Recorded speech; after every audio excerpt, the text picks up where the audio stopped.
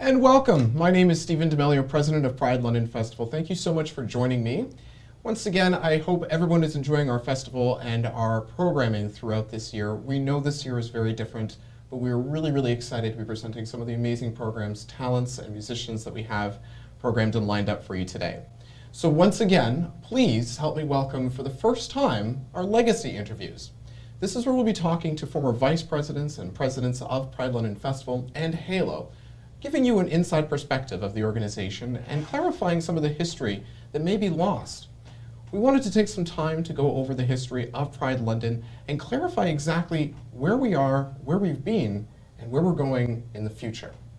Today, I am extremely honored and privileged to be sitting beside the one and only person who actually got me involved in Pride London Festival many years ago. Please help me welcome my special guest today, Deb. How are you doing today? I'm good. How are you doing? I'm fantastic. Thank you so much for having me here. Oh, well, thank you for coming. It's something that, as I said, we really wanted to make sure that we captured the history, and having you a part of it is something that I think is incredibly important. Now, I just wanted to start off by kind of the basic questions. Maybe to our audience, would you mind just clarifying your name? Yeah, my name through Pride was Deb Hamza, but I'm Deb Abdallah now. We wanted to go over the history with former vice presidents and presidents. What positions did you hold while you were on the Pride London Festival board, and when? Okay, I started in 2009 with Eugene Destin, who's the one. Eugene and Chris are the one that got me involved with Pride, and my son Brian Cook. And I was a secretary. I started as a secretary, and then I moved up to the president. Oh, wow. And we'll talk a little bit about that. So you mentioned secretary and president, is that correct? Yes. Did you hold any other roles at that Yeah, time? I was in charge of the parade. Oh, you were in charge of the parade, so For a lot five- of different tasks. Yeah, for 5 years I was in charge of the parade. My goodness. So out of those tasks that you were doing, you had a lot of different responsibilities. That's pretty incredible. Just to kind of clarify, where were you born? Were you born in London? Yep. Oh, that's amazing. So born and bred in London, had a chance to experience the festival and, of course, being a part of some of the organization. I'm curious, how did you identify before you got involved in the organization? Okay, I'll tell you why I got involved with the organization. Absolutely. So I'm a community social worker, a registered social worker. So my passion is diversity, and my son Brian Cook is part of the community. So I wanted to get involved in the community more, and so I did, and I'm really happy I did get involved. That's amazing. So you were a part of it for family reasons as well as personal reasons. Trying to assist in the community. That is amazing. When you got yourself involved and you had a chance to identify some of the key areas, if you don't mind me asking, did you kind of feel like you were assisting your son and your family and everyone that you kind of got involved? Did you feel like that was something that was kind of a driving force for you, or is it just, as you said, one of those other reasons that you got involved? It was more so my son at the beginning, because I wanted to, be involved in his world, and it's a passion for me, diversity work. So I met Eugene actually, and he's the one that got me into Pride and got me onto the board, and it's a wonderful experience. And it's really too bad because his partner Chris got sick the next year and he had to withdraw from Pride. But I was looking so much forward to working with him. I really like Eugene. And Eugene is another individual who's a former president and a community leader in this city and in this organization, and actually we're going to have a chance to chat with him a little bit as well. It's incredible how you work with some people and they are such an influence in your life and make you kind of see yourself in a different light. So that's incredible that Eugene had that influence over you. And as you said, it's sad that Chris got sick and was not able to continue on. I'm wondering, you mentioned your career path and some of the things that you've been doing and got you into Pride. What are you currently doing now? I'm still a community social worker. I drive my checker limousine. Yeah. I've been doing that for 38 years. So, and I also do bookkeeping on the side. Wow. Yeah. So you said that you worked with youth, or is it with? I work with families. You work with families. Yeah. So that's amazing. Yeah. How long have you been doing that for now? 15 years. Wow. Yeah. Wow. If you don't mind me asking, what's the one thing that kind of sticks out to you that's a real gravity pull for you to be actually continuing on in that field? I love working with families. I have a motto every day: I'm not here to hurt people, I'm here to help people, and I say that to myself every day. I love working with families. I love helping to empower women and children, and you know, helping families to do better than they are. That's amazing. Yeah. And I mean, obviously, you know, being a family person yourself, you know that, you know, family is incredibly important to somebody, whether it's, you know, an extended family or their chosen family. So that's incredibly important. And you said you've been doing it for, you said 30 years? Is that what I heard correctly? That's in the taxi business. Oh, in the taxi business. The taxi okay. business is 38 years. Actually, that's what got me into social work. Yeah. Wow. Yeah. Yes. Was it just hearing the stories in the back? Oh, all the stuff I've seen, really, yeah. My goodness. Yes. Well, that's awesome. I mean, that gives you an opportunity, as you said, to meet different people from all walks of life within one career, and then actually having an impact on, you know, those families and those people's lives in the other path. So that is outstanding. I'm curious, you know, you mentioned your son and your family and some of the reasons why you got involved in the organization and Pride. If you don't mind me asking, when your son came out to you and that conversation happened, what was that like for you? It was difficult. I have to be honest. It was really difficult back then. That was many years ago. But you know, I changed over the years, and Brian and I are really close. But it was really difficult years ago. Unfortunately, I have to say that because I'm honest. But and he'll say the same thing. But yeah, I have 3 degrees now, and I think once you go to school, you learn things, and you become a different person. So yeah. And I think you know, I've met you back in 2010. Yes. And I've known Brian, so if anybody doesn't know, Brian actually works at Jonathan Bancroft Chanel's, who's another good friend of mine. Yes. He's, you know, I can certainly express that. I know that from a standpoint of a son or a daughter, it's certainly a challenging thing to come out to your parent, and obviously from a parent's perspective, as you said, it's also, you know, not as easy. So it's refreshing to hear that it was a challenge, but you know, you overcame that challenge and you saw the best in what you could be and what your family could be. So that is incredible. And you said that the relationship is good right now. Oh yeah, definitely. It's very, very good. Yeah. That's amazing. In fact, actually, I asked for your contact through him, so that is outstanding. Yeah. Now you mentioned schooling and your schooling experience and going back to school. You know, I'd love to obviously talk about your own personal experiences, but before we get to that, I'm curious. The schooling that you did take, how was that experience when you were taking schooling and you were trying to learn, you know, how families work and how to work within the system? Was that something that was kind of an eye-opener for you as well within the realm of pride and sexual identities and whatnot? Or? Yeah, it was actually. Yeah, definitely it was, because like I said, I've got 3 degrees, and I went back to school when I was 34 years old because I'm old now. But anyway, yeah, it was an eye opener to learn all this because I took women's studies and all that, and yeah, and about gender identity and everything. So it was a real eye opener. I wish a lot of people could do that because. And we'll probably talk a little bit about that, about the way London is right now. Yes. Yes, yeah. definitely. So, and you were, as you mentioned, you were it was an eye-opener and it gave you an experience to see some things. Yeah. Was there any moment that kind of stood out to you as you were going through this path that was like, you know what, this is the reason why I've chosen this path?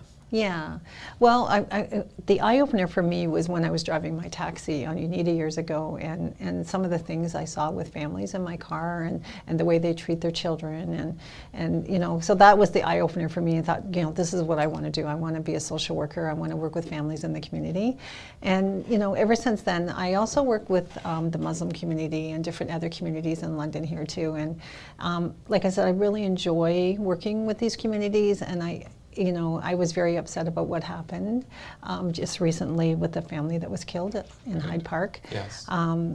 That was very devastating to everybody. But yeah, there's a lot of racism and discrimination in London, and homophobia still going on in London. People say there isn't, but there is, and people tell me things, right? Yeah. Yeah. So you know, that's a lot to process in that position, dealing Yeah. with, you know, not just people's stresses and daily issues that they have, but also the real life problems that they're experiencing that, you know, you yourself can't necessarily resolve, but are there for them in those situations. And I'm a little curious, and again, if this is a, you know, a slightly uncomfortable topic, I understand. I'm curious about schooling for your son and how maybe that affected life growing up. Was there any challenges that you experienced when Brian was growing up? I don't think so at the time, because he didn't tell me what was going on at the time. But I think, afterward he was able to tell me, how people discriminated against him here and there, right? Yeah. And you hear all the stories. I mean, I listen to people's journeys all the time in this community over the years about what's happened to them. And I have some friends and people that I just meet that talk to me in my taxi, actually, because they don't know who I am. Yeah. Actually. So they're talking to me about, oh, it's Pride, and and this is, I say, oh, how do you feel about that? And and so they talk to me, about what's going on and how they're feeling about what's happening. That unfiltered opinion. Yes, the unfiltered opinion. Exactly. Well, and that's good, because as I said, it gives you an open window to people's thoughts and opinions, and it gives you some understanding and insight. I can tell you that listening to Brian, he has a lot of respect for you. So it's certainly good to hear that relationship is strong, and that those years of as a child experiencing those issues, it turns people into a stronger person. So I'm glad to hear that. Speaking about, as we were talking about, speaking about some of the history, and I'm wondering, you yourself being involved in the community and in this organization, when you first got involved in this organization, did you feel like you were welcomed within the LGBT plus community? I did. Honestly, I did. I got along good with everybody, and especially my queens. I'll talk about them a little bit. But yes, I mean, I really miss them. I miss that camaraderie we had, where we used to go out to, the different bars like Club 181, and I miss all that stuff that we used to do together. To be able to actually get together and see each other, see those smiling faces. I can tell you, I mean, I know I don't have to tell you this, you were involved heavily with the parade as well, so seeing all the festival faces, everybody coming out and enjoying it, it certainly brings a smile to everyone's face. And that's going to date us a little bit, the bars and whatnot. So that's outstanding. Now, was there anybody in the community that you felt that kind of influenced you to continue into, as you mentioned, you had started as a secretary. Yeah. Was there anybody in the community that kind of gave you that influence, or gave you that push to say, you know what, this is actually something that I should continue on to do? Yeah, actually, there's a few people, if I can mention them. Yeah. Joe Morrison from TD, Canada Trust, he was on the board with me, actually. Yes. Very, very positive man, and Leah Devine. Yes. Yes, Nettie Diamond and Katu. Because of these positive experiences I had with them, and I got to meet most of the community, it just pushed me to keep on working with them. Right. It's such a positive community when they come together. Yes, and I think that's what we definitely understand. I think a lot of people understand that unity within our community, any city, frankly, in any community, the Black community, the Muslim community, unity is certainly most important. It gets that message across even more forceful. Yes. I do want to quickly jump back to, you mentioned the horrific tragedy that took place in our city, I guess it's now 2 weeks ago at this time. And of course we had our healing walk that just took place over the weekend as well. Yes. I am curious, as you mentioned, that you work with some of the most downtrodden and impacted families and members of the community. I am curious, what has this been like, this most recent situation for you? How have you been kind of handling that?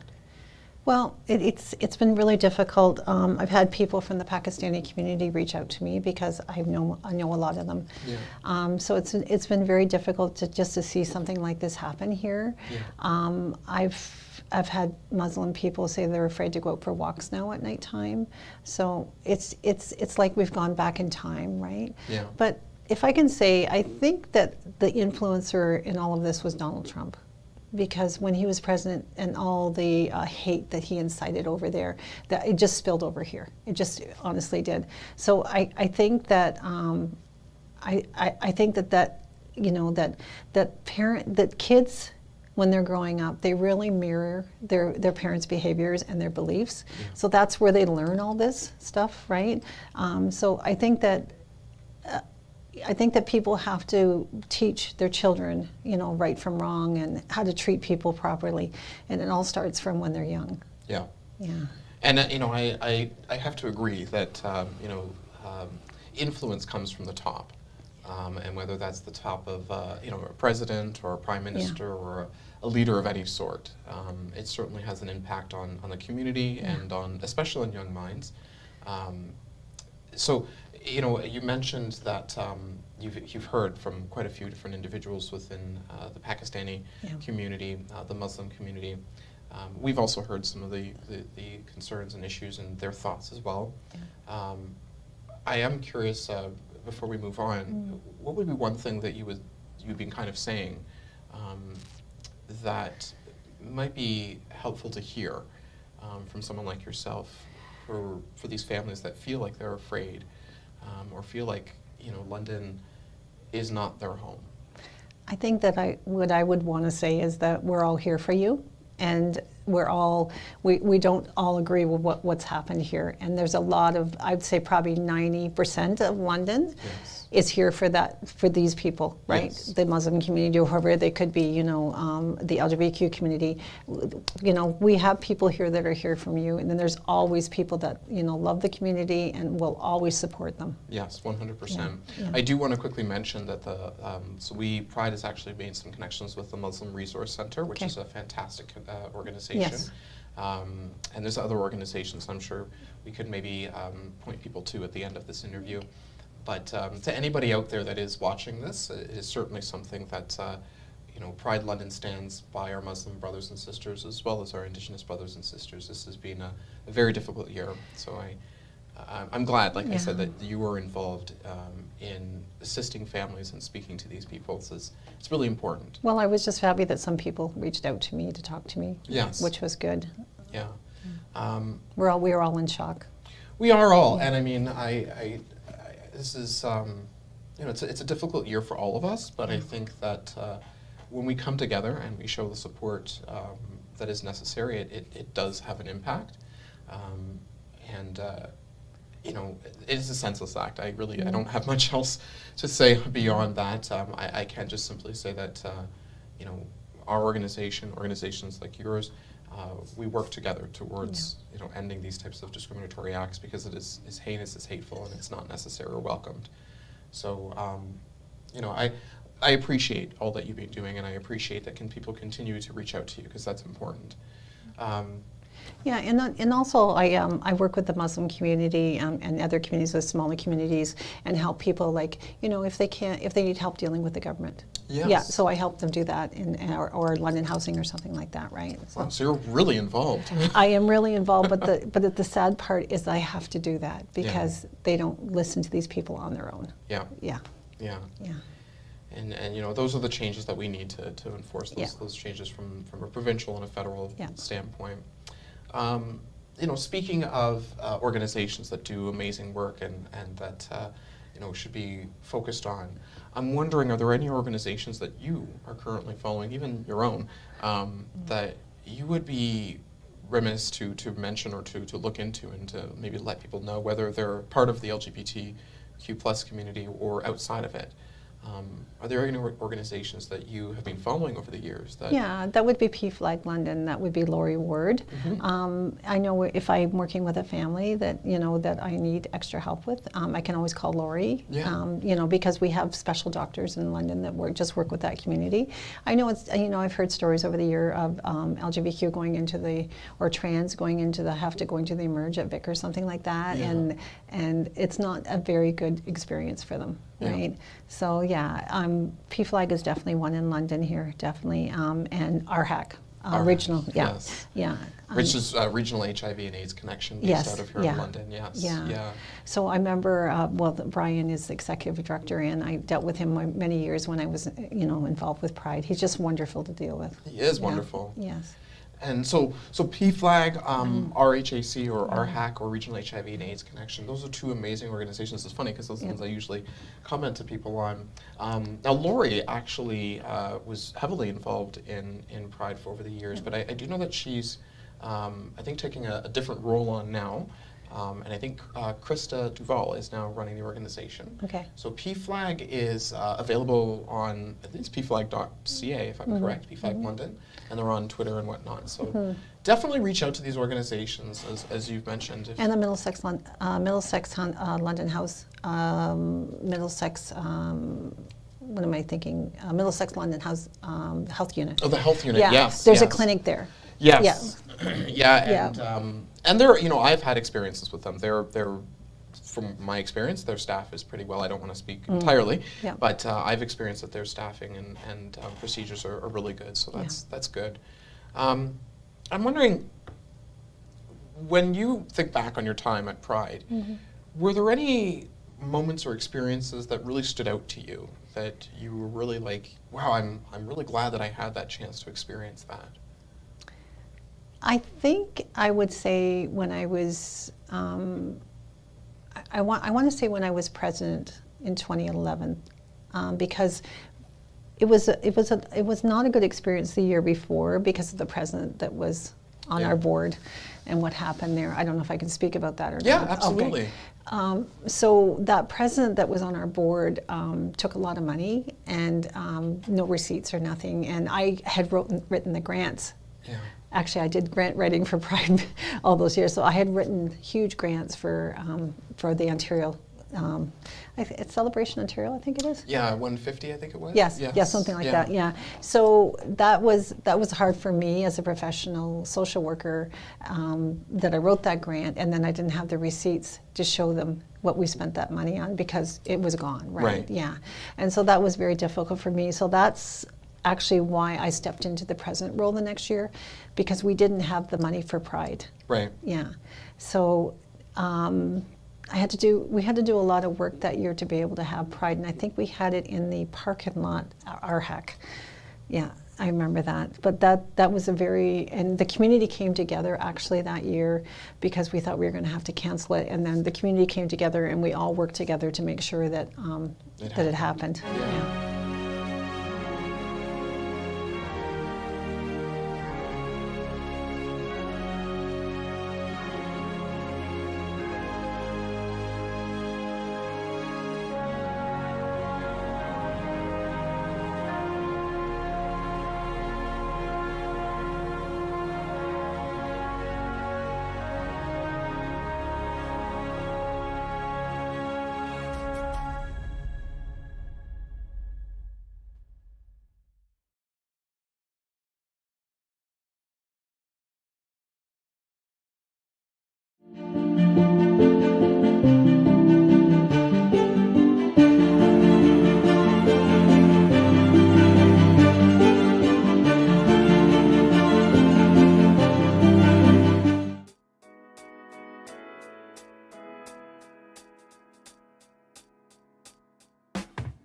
The Black Gay Men's Network of Ontario is a centralized hub for same-gender loving men of African diaspora, Afro-Latino, Caribbean, and Black identities.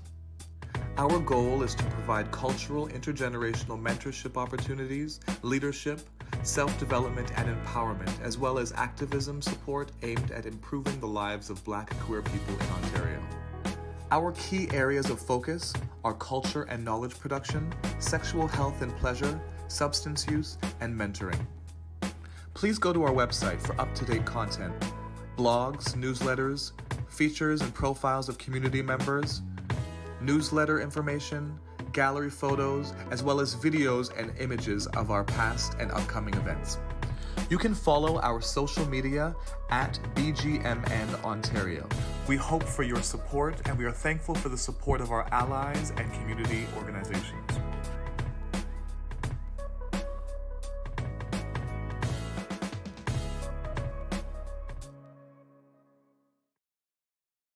You mentioned, and we'll talk a little bit briefly on Prides across the country are volunteer run. Yeah.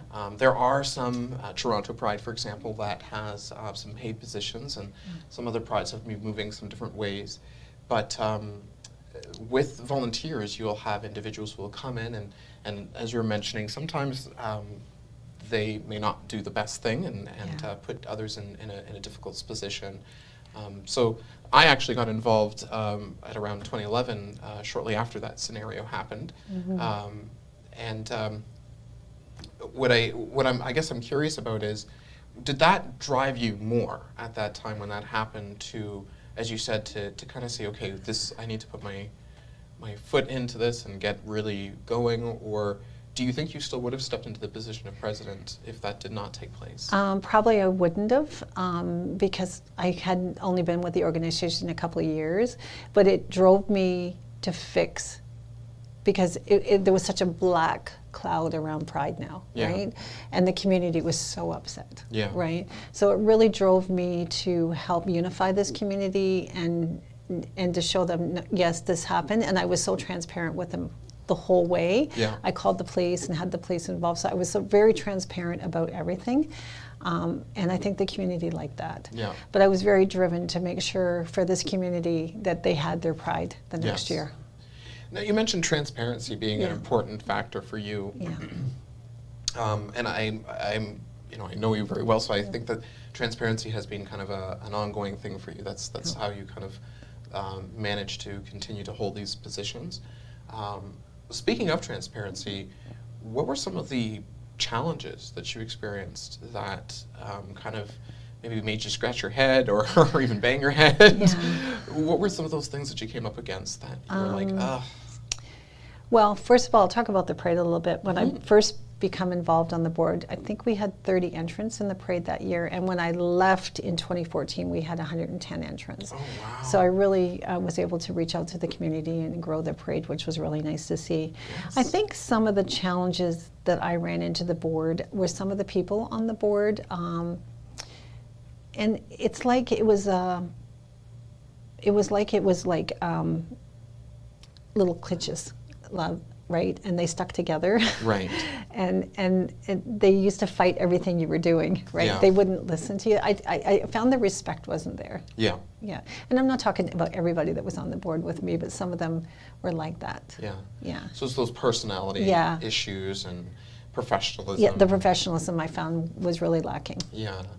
I mean, full transparency, that's kind of been an ongoing issue for our organization, and I frankly think with other organizations, I've seen this as well, other Pride organizations, in the effort of trying to kind of continue to keep yourself sane and continuing to grow the organization. What were some of the things that you found worked for you to either keep those voices at bay or just maybe respond in the best way possible? As you said, you're always nice. So well, I may not, but always nice. I do remember an argument or two. I think the best thing that I found was to be calm and just to stay focused on my vision and what I wanted to do and what I wanted to achieve on that board. And I think the community was in my mind at all time while I was there.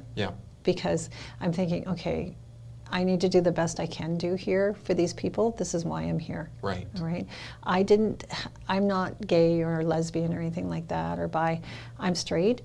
So I was kind of different on that board than everybody else was. So I was there as a professional, and I wanted to do everything as a professional. You know, you speak of being an ally and willing to step up to that position from, a position of secretary, literally just jumping in and getting ready to, make sure that the festival continued on. First of all, I thank you for that, because without that leadership, without that ability, as you said, Pride may not have even happened and we could have seen a dissolvement. As we mentioned earlier, we were talking about some of the challenges that you had. Did you find that being an ally and being in that position was a bit of a challenge, whether it was on the board or even outside of the board, from the perspective of the community? I found it was a challenge only because I find this community is not unified together. There's a lot of people that don't agree with Pride London being an organization. And I'm thinking, if they don't, if you don't have Pride London, what do you have? Right. I mean, you're going to just, get together one day a year and, celebrate in the park or something. But Pride London came together years ago for a reason, right? To make sure that you celebrate your individuality, and everybody knows the history of why Pride happened in the first place, right? Right. And I understand you're going to be talking to Richard Hudler, and yes, I am. He'll be talking about that for sure. Yes, for sure. And so there's people in the community that don't agree with Pride, but when Pride does happen, they all come out. yes. And I noticed that they all come out. Yeah. Good turnout. Yeah. Yeah. And it's interesting you mentioned that because, I think with almost anything, people have their opinions and their views on how things should be run or what they'd like to see. But it's like you said, once the event takes place, you see a great combination of the community, allyship, corporations getting involved. Yes. So it's incredible to see. Speaking of the fact that there's some differences in opinions when it comes to where Pride is supposed to be going. I'm curious, what would you like to see from Pride in the years moving forward? I think I would like to see more professional people on that board, and it doesn't necessarily have to be people that are not in their community, but I think that people have to really think when they take on one of those roles. I was so lucky to work with Joe Morrison on the Pride board all those years because he's a manager at TD. He's very professional, but people have to realize that you might want to represent your community, like if it's trans or whatever, or the lesbians, whatever. But I think that you have to think about all the work there is that you have to do on there, and you have to really know how to do that work. That's the important thing. It's not, oh, let me go on the board and I'll learn as I go, because that's where you run into problems, because people don't treat each other properly on that board, and they start fighting all the time, right? And that's one thing I would like to see happen going forward in the future, that that people treat each other with respect on that board at all times. I mean, that's really, really important. Yes. Right? I was the one that brought the police into Pride in 2011. That's the first time they had ever been in Pride. And I thought that's really important. And I wasn't thinking of Black lives or anything like that. I was thinking it's important that the police have to support the LGBT community. There's so many instances of homophobia happening in the community over the years, and they still happen. That's why I worked with the diversity officer, Marcel Marcellin at the time, and RHAC. So that's really important, that they have to feel safe and they have to feel supported, and that's why the police ended up coming involved with Pride. And it's really important that they are there. Yes. Right? Yeah. And I'm glad you brought that up, because obviously this year it's in the past we've had some decisions with regards to the police from former executives, and those decisions have essentially indicated that the police were not welcome to march in their full uniform. Yes. And subsequently there's been some conversations with Black Lives Matter, Canada, London, Toronto, as well as the police. I'm speaking on this issue. I'm a little curious in regards to. I'm always curious, apparently, but I'm a little curious about your thoughts on the idea that does the membership need to be more engaged when we're speaking about the police, or do you feel like there's just maybe more education that needs to happen around this? I think the membership needs to be more engaged, but how do you get that membership engaged? That's the problem. It's good to have meetings a number of times a year instead of just the general membership meeting, because that doesn't really do anything, right? And now that because of the COVID-19, where we Zoom all the time, that's a good thing to have monthly town halls with the community, and they can just pop on and talk, right? Yeah, and give their thoughts and opinions. Yeah. When we did, we had one this past year. Our turnout wasn't the greatest, but it's something that I think moving forward, the organization needs to continue to do. I know under previous administrations they did have some community input sessions, I believe they called them, where the community was able to come out and give their thoughts. So I'm thinking you're suggesting that moving forward would be something that should continue to happen. Absolutely. I'm moving on to the idea of, as I said, moving into the future of what Pride is. Is there maybe one or two big or even small things that you'd like to see from Pride in the next 5 to 10 years that you'd like to see kind of accomplished? Yeah, I think moving forward, I would like to see the community treat each other respectful. That's the big thing, because I don't see that right now. Yeah. And I know you and I have talked a little bit about some of the emails and stuff that you get, which are very shocking. Yes. And this is a reason why we have Pride. I mean, this is still going on, right? So that's one thing I would like to see the community come together and support each other. I always had this vision to start a community center for the LGBT community in London here. So it might happen, you never know. But I thought that would be a perfect place with counseling and you know, a place for the youth and stuff like that. The community can come together, right? Yes. Yeah. And I personally, I'm originally from Toronto, and Toronto has a place called the 519 Center. Yes. And that is something that I definitely share. And I actually know a lot of board members that served with me previously and are serving now. Also would like to see that. And there are some people that I know are hopefully working on it. I don't know if it's going to come to fruition, but you know, we definitely need that. I think there's a need for a community space, and which we don't have one here. We don't. No, we don't have which is a one. bit surprising. Yeah. I must admit. You know, this organization's 20 years old now, and we did have a physical location at one point in time. I hope that we can get back to that. Is something I'd like to see as well. You know, as we talk about the future and the plans that we'd like to see in the future. I do want to take a step back and just take a look back at the past as well. I know obviously we wanted to make sure that we had more professionals on the board, or at least people who were treating each other professionally and a bit more respect. Yes. You mentioned Joe Morrison, who's somebody I actually served with, and I actually worked at TD with him as well. I'm wondering if someone who's interested in joining the board was looking at this interview or looking at some of the processes. What would be the one thing that you would give as advice, or even a few things that you would give as advice, on top of, you know, having respect for your fellow individual on the board? Well, it's a lot of work putting on Pride every year, as you know. This is your first year in this position. I think that you have to be prepared for that work. There's monthly meetings, there's plannings, and working with the community. I'm not talking about the LGBT community, I'm talking about Overall. the community as a whole, right? Because there's a Pride Guide that has to go out every year too. So there's the advertising and the networking, you know, to talk to people in the community to get them involved, right? So it's not really easy doing that job.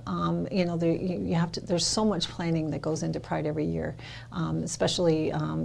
You know, with when we were in Victoria Park, remember that was really great when we were in Victoria Park and all the vendors and stuff like that. So it just takes so much, you know, planning to do all of this, right? Yeah. So that's why you really need somebody that knows what they're doing and they're dedicated to be on that board, and they're on that board for the right reason. Yeah. Okay. Yeah. I know somebody was on that board before a few years ago that was from the trans community, and they weren't on that board for the right reason. And that was the year that the police came to our Pride, and they were going to hold up a bunch of signs and against the police, and so that's not good. Okay, Right. That when people do stuff like that, that's not good. Right. Okay, we all have to work together, you know, to stamp out homophobia and to make sure that everybody's protected, right, at all times. Yes. What I'm curious about is, to anybody that has, like yourself, that has participated at any level of the organization that may be disillusioned today, and feeling like Pride doesn't necessarily represent them, what would your advice be to them, and how to maybe see the change that they'd like to see in Pride? Well, I'm probably one of the disillusioned ones here, so I'm going to Yeah. be really frank here. Go for it. So I really have to thank Eugene Destin, because when he stepped down, he handed everything over to the next president, Yes. which he was supposed to do. And Yeah. that's the way you're supposed to do this, right? So I think the community has been watching the last 7 years about what's happened in this community. And so it's really hard when you're working with people and they don't give you what you're supposed to have, right?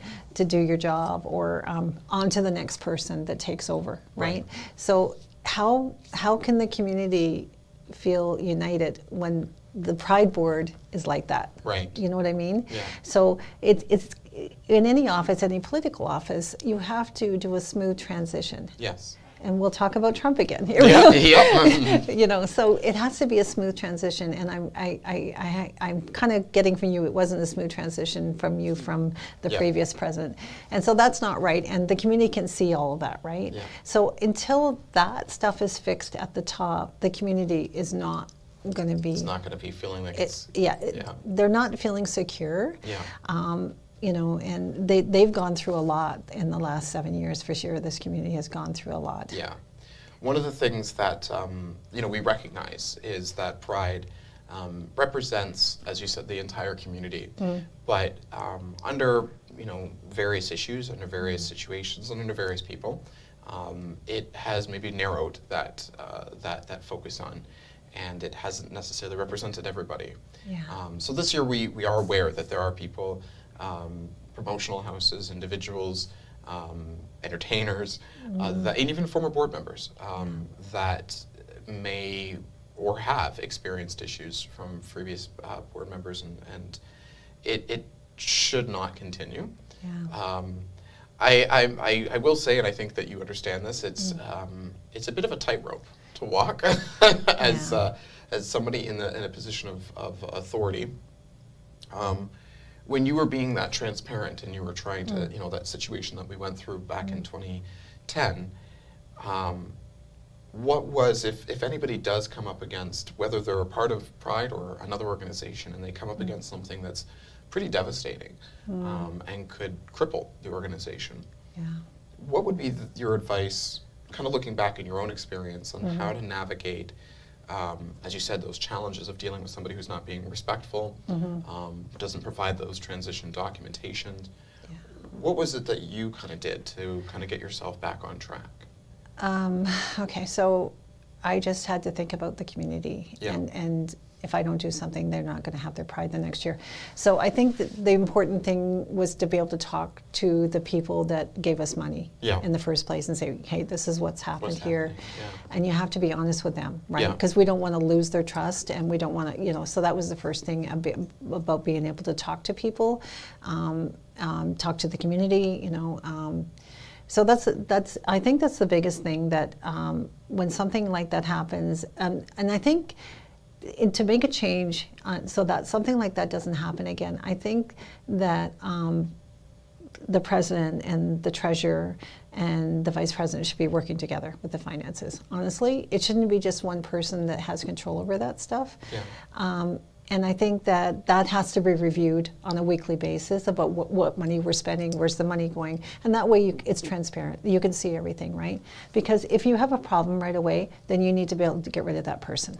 Yes. That's the thing that has to be put into this board, that you have the option to get rid of somebody if somebody's taking money or they're not doing something properly. Do you understand? Yeah, and one of the things that, so I know that I joined last year myself. Yeah.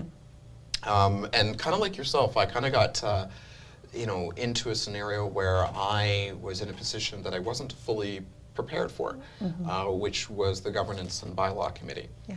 And I chaired that, and I must admit, and I continue to say this publicly, it's no secret that Andrew, the previous president, and I have our differences, but I will tip my hat to him regards to the fact that we passed new bylaws. And in those bylaws, one of the things that we did indicate was that the board should have access to the finances and understanding that. So opening that up, because I agree that the treasurer or any one individual should not have access to the finances.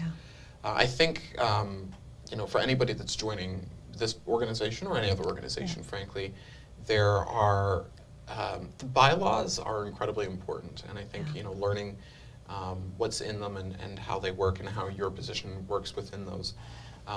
I also take note of the fact that you're indicating that there needs to be some stipulations maybe put into place for removing individuals. So those are some of the things that obviously have been some of the challenges and some of the issues that we continue to go through. Well, and when I was president in 2011, the treasurer wasn't transparent to me, and of course, after what I went through the year before, that was very hard for me the whole year that treasurer wasn't being transparent to me, especially during the whole Pride weekend. Yeah. So that can't happen. Yeah. It can't happen whatsoever. Yeah. And so just for clarification, we Yeah. actually hired a bookkeeper recently as well.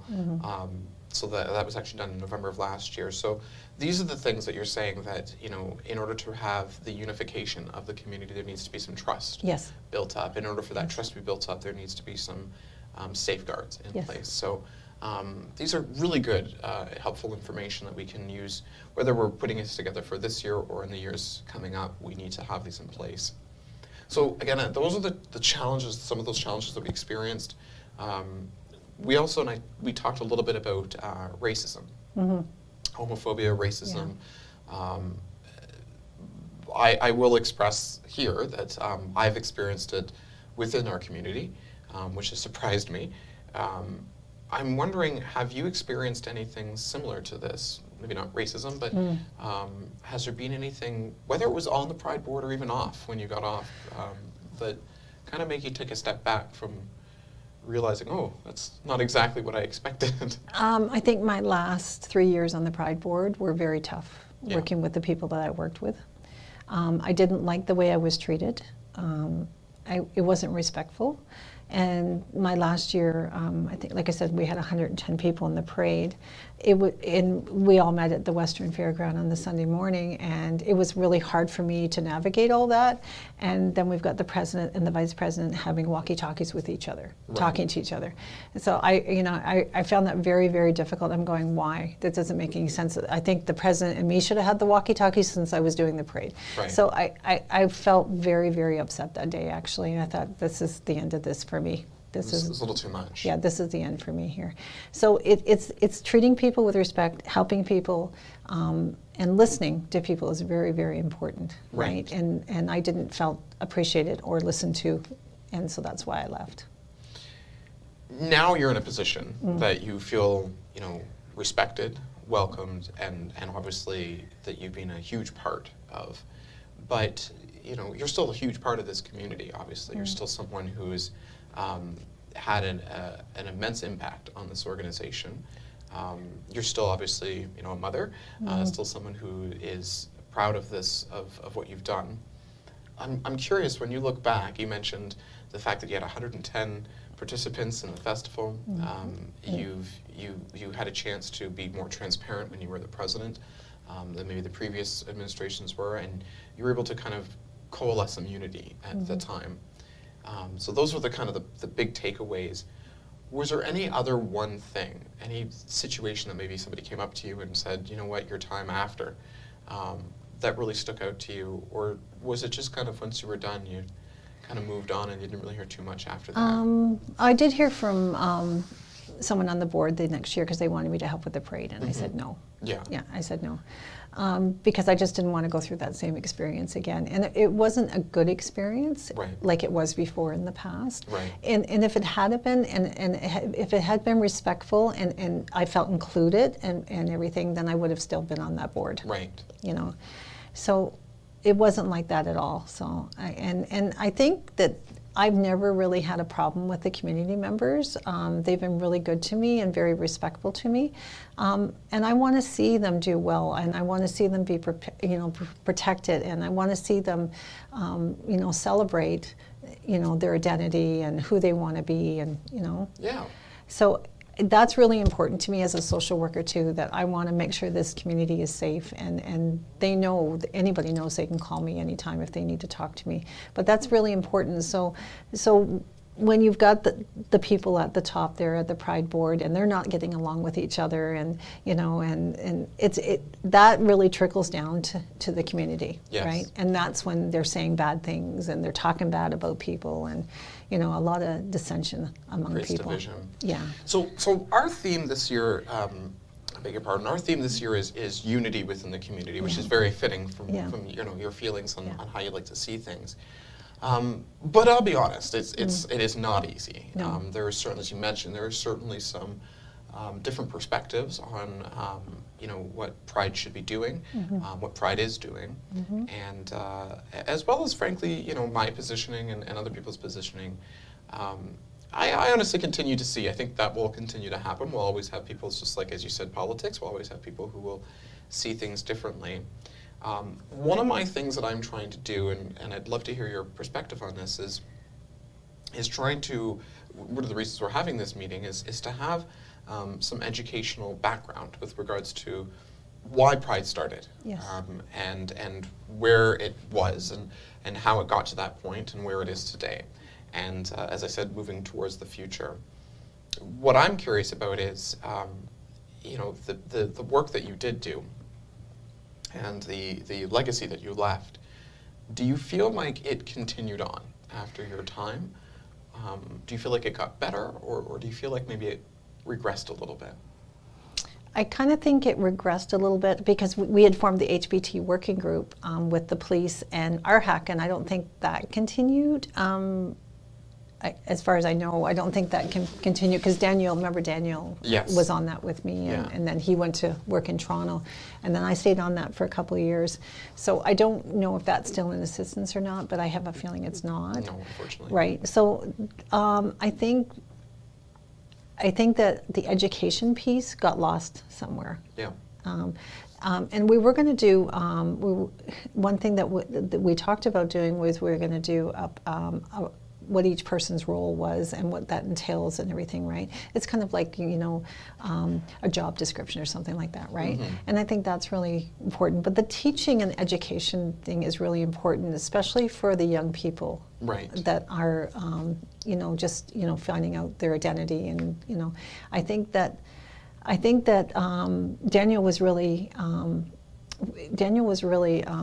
strong on that the education piece had to be in Pride. Yes. And I don't think that continued on that I can see. Yeah, there has been, quite admittedly, there has been a lot of entertainment, a lot of fun. Yeah. There's been a little bit of, here's the story, but I think, yes, education is really key and really important to, the movement. I keep reminding myself that, we won't age ourselves, but I keep reminding ourselves that it is 2021, which means anyone who was born in the year 2000 is 21 years of age now. So, Pride, for everybody, Pride London Festival started in 2001. So, if you were born in 2000, you did not know that. Same with Halo having a history back in the 70s. So to getting an understanding of the organizational history and where we've been as a community and why it was important, as you mentioned, for the police to be involved and not just to be involved, but actually have that educational piece. And the support piece is really, really important. It's like, this has been a very difficult year and a half because of this COVID, but not just because of that. The Black Lives Matter with George Floyd and everything, right? I mean, it's really important that people don't understand people are discriminated against. I'm a white person, so I'm going to say I have white privilege, right? Because I'm a white, and that I'm totally different, and I'm going to say that because I am. People don't understand how much discrimination and hate there is out there, right? And people, people would argue with me, all lives matter. I said, well, yeah, but this is important. The Black lives, it does matter because they have gone through so much and they continue to go through so much in Canada and in the States, right?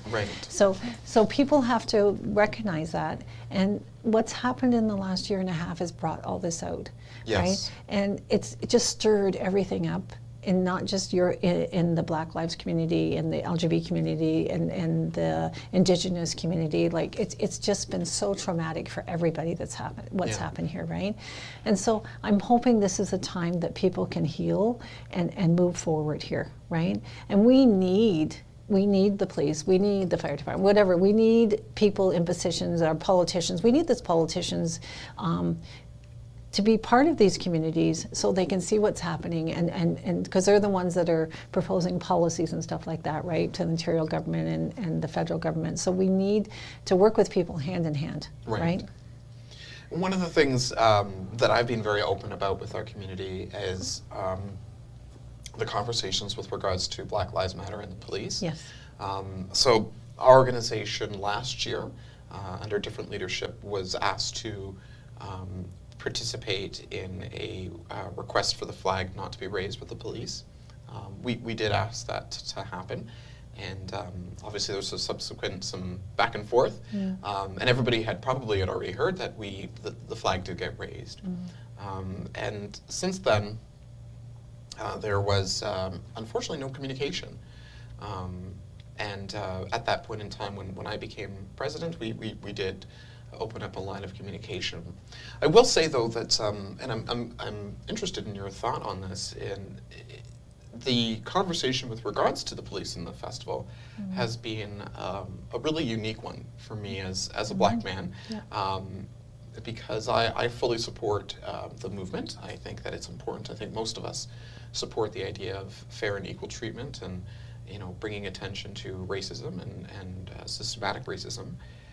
I will say though that it has confounded me a little bit. And when I had a conversation with the leader of Black Lives Matter London here, and as well as the conversation with the police, it seemed like there was some sides that neither of them really wanted to budge from. And so from the perspective of Black Lives Matter, there is a request that all organizations like ourselves do not involve the police in any way. Now, I don't have to tell you, as somebody who's involved in the parade, that that's where it gets sticky. Yeah. So, to people who are watching or to people who may be interested in throwing an event physically outside, when you have traffic being shut down and you have 10,000 people, you do require a presence, usually for traffic management, security. There are options that we could look into, for example, having a private security firm for the park, but you'd still need to have the traffic police. And this is something that I brought to the attention of Black Lives Matter and indicating, this is a concern that I have. As leader, I'd like to see us get to that positioning. However, these are some of the challenges that we have. And Black Lives Matter, for their part, would love to see an abolishment, which of course is an eradication, and an entire removal of the force. But then we're stepping back. This is not, and I have to speak my mind. I'm sorry. Absolutely. As a social worker perspective here is that when we leave people out, we're not fixing the problem, right? This is a teaching moment for them. And I tell them too, and I've talked to them, this is a teaching moment for the police that we want you to be involved with Pride London. We want you to be involved with the other communities in London, because some of your officers need this. Right. Right? Yeah. There's some officers that probably shouldn't be on there, right? And they don't treat people properly. And I could be sitting in my checker watching them, and I'll say something to them, right? But we can't leave them out. Right. That's not fixing the problem. We have to include them, and we have to learn together. Right. Right? So does that make sense what I'm saying? Oh yeah. Yeah. And for me, from my perspective, it has been exactly that. It is that there's a table, and that if we need to have a conversation, we need everybody at that table. And I will be openly, I've said this, and we're going to continue to talk about this, is from the police perspective, the uniforms is a no-go for them. The uniforms seem to be very similar to the military. Anybody that has had family in the military or is part of the military, you'll know that asking someone to take their military uniform It's off, their identity. It's their identity. It's a show of respect when you ask them to keep it on. So it's very much a non-budging scenario from both sides, which has put our organization in a very unique position, because of course we as an organization stand with minorities. That's what we're all about. But we also, as you said, we recognize the history of where we came from and where we would like to be. So it's a think challenge. about this, the history of where we came from, Stonewall and everything, where we came from. And then the police, that's the first time the police became involved with us in 2011. Right. So look how many years ago that was. Right. That's a long, long time. And if I remember correctly, 2012, we had a Grand Marshal who was the police chief, the former police chief. So Chief Duncan, I think, if you have a different thought here, but I think what it sounds like is, conversations must continue. Yes. it is not a kumbaya moment, but at the same time, we can't throw the table up. We have brothers and sisters on that force that are identify Right. in this community, Yes. right? And we can't turn our backs on them, Yes. right? And that doesn't look good. And I wish I could have this conversation with the Black Lives Yeah. Committee, but that doesn't look good on us if we're asking other people to treat us to treat you guys properly, I should say, because of your identity and who you are. That doesn't look good when you're turning your back on somebody else. Right. Do you understand what I Yeah. mean? So we have to take the high road here and say we want to work together. We want to show that we're hand in hand, and we're not going to put up with racism. We're not going to put up with discrimination, or carding blacks. I don't agree with any of that. Right. But this is a teaching thing, right? And this chief of police we have here has to teach them that, right? Yes. And if we don't tell them that, thank God we have Mosali in the city council. But if we don't tell them what their officers are doing, how are they going to teach them? Right. Do you understand what I Yeah, mean? yeah. So we have to have them involved in these communities. And I mean, my experience has been that, if there was an issue that you would like to get resolved, it takes you to do that. Yeah. So, I see a lot of people, and I'm sure you see it as well, I see a lot of people on Facebook and on social media commenting and Yes. making their voice heard, which is fantastic. But there is an additional step that you can do, which is making your voice heard directly to those, parties and being a part of that conversation and that solution. So, it's certainly an ongoing thing, and I commend and respect what you did in 2011, and I think it's important that we continue to work towards that. I know that the police were happy that we as a board didn't make this decision. It was the community and specifically our membership that made this decision. I remember the community was happy they were there. They Yes, were very yeah, happy. I yeah. remember that. Yes. We're not, Pride London is not alone on this. Pride Toronto had their shutdown, and they had Black Lives Matter Toronto actually lead their march. Yes. Edmonton Pride actually just canceled their Pride entirely Yeah. because of something similar to this. So Yes. I think, as you mentioned, this is it's been a difficult 2 years. And frankly, as I had talked on another program at EVOMM3, that racism still continues and Islamophobia still continues Yes. as we see this, hate Yes. continues, and that regardless of how often this continues to happen, it takes people like yourself and allies and people outside of the community, inside the community, to be a part of that conversation and to move that forward. So, we've gotten to a position where I think a lot of people's eyes are opened. I remember Trayvon Martin, a young kid who was killed with Skittles in his pocket. It looks like it took until George Floyd to get, the world kind of to notice, but it's not. I think that's where the frustration comes from young people. It's the same situation with the 215 now. I think it's up to 1,300 if my numbers are Indigenous correct. children. Yeah. There has been calls of these types of situations for years, so I understand that there's frustration with a lot of that. Yeah. To go back to get back to Pride and how Pride is represented in the community. I'm wondering, as we wrap up, one of the main things that our organization has continued to try to do is do outreach. And one of those outreaches is both obviously on a minority basis, so reaching out to Black, Indigenous, and various other minority groups, but also reaching out to religious organizations, which for me, I'll fully admit I'm not religious at all, has been a unique step. And as you said, it's about representation of the overall community. I'm wondering your thoughts on Pride as an organization partnering with organizations that have had a checkered past, so to say, or that maybe members of our own community are not fond of. So for example, some political entities or religious organizations.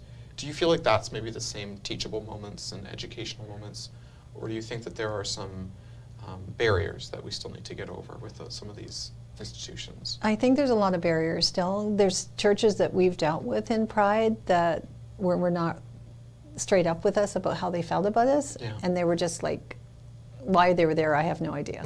Honestly, really. Yeah. When I heard things afterwards, I'm going, yeah, no, that's not good.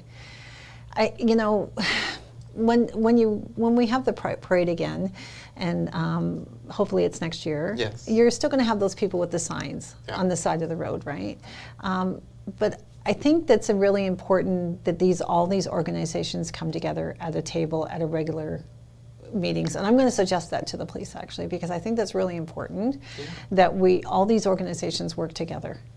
Right, and as for the people in this community, honestly, they have been through so much. Yeah. They have been through so much. Honestly, I've heard so many stories, and in the last 7 years, and things that have happened. I think that they want to see something different. They want to, they want transparency. They don't want people telling them, well, this is going to happen or this is going to happen. I think you have to listen to what people are saying, right? Yeah. But people also have to be respectful for you. And I've heard that some people aren't being respectful for you, and that's not right whatsoever, right? I mean, I've got broad shoulders, but it is. But nobody should have to. No, and I think that is something I'm definitely mindful of and being very open about, is that this didn't start with me. Former presidents, former vice presidents have also gone through this. I know former presidents have also had to put out legal letters in situations like this. So, it's certainly unfortunate that I think people's frustrations and feelings get maybe the best of them, and they kind of write off an angry email. But you're right, there are people on the other side of this, and I often remind people when I receive an angry message that I'm more than happy to respond to you, but we are all volunteers, and we're all doing the best we can. Now, as for paid positions, I know Montreal and Toronto do that, but they're big organizations, and they get big money every year, right? I don't think London can sustain something like that, but especially with this COVID that's happened in the last year and a half, and so I think it's going to take a number of years to rebuild the organization back up again to where it was before. And I know that, like, grants, for example, we were looking into grants and certain things, but you're right, like, this is something that, on the 24th of July, when we talk about our town hall, and we talk about, where Pride has been, where Pride is, so being fully transparent with our membership, and where we want to go. Strategic plan is something that is considered essential to any organization, and I don't think we've had one for quite some time. So that's important, but it clarifies, as you said, what does our executive look like? Yes. How does that work? How does the structure continue to work? What are your duties? Transitional documentation, and how does that work, and what's the expectation? Right. So all these things, the inner workings of the organization, the boring stuff that most people don't really see until they get on the board, it's really important. It's highly important. So as we wrap up, one of the things that I'm really like to get some thoughts and opinions on is, as you mentioned, you were speaking about some of the things you'd like to see as we come up into a more fruitful year, as things are back into physical format. Looking back at your time that you've had with Pride and all the work that you've done, the community that you've had a connection with, what is the one thing that you would want to say to them from your experience back then to today? I think I would want to say to them that because of what's happened the last year and a half and what's continuing to happen, is that we all need to band together here to push forward here with Pride. It's like starting from scratch, and it's going to be like that next year because of the funding and everything, and I know that's got to be an issue. That we're on the ground here, we're running, and that everybody has to work together here for this to work. Yes. And not to give up, because if we don't stand united as a group here, then that's when people attack us. Yeah. Yeah. One last thing I have to ask is, where can people, you said people can reach out to you if they ever have any questions, how can they do that? Well, I'm on Facebook as Deb Ann. I was in Arabic because of my clients, but I am on Facebook as Deb Ann, and people can reach out to me anytime. Perfect. Yeah. And every once in a while, if Yeah. they call a limousine service. Oh, Checker? Yeah, yeah, Checker. Car 96. There we go. There we go.